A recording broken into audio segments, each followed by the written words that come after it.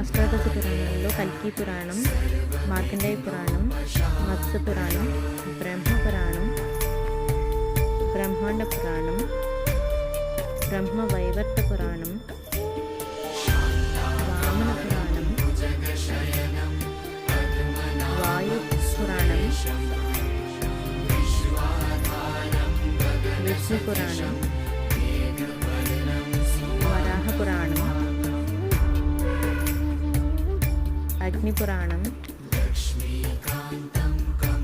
నాద పురాణం, పద్మ పురాణం,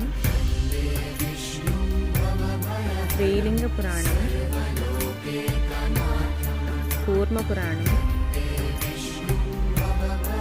గరుడ పురాణం, ఆంధ్ర పురాణం. ఇవి మన అష్టాదశ పురాణాలు.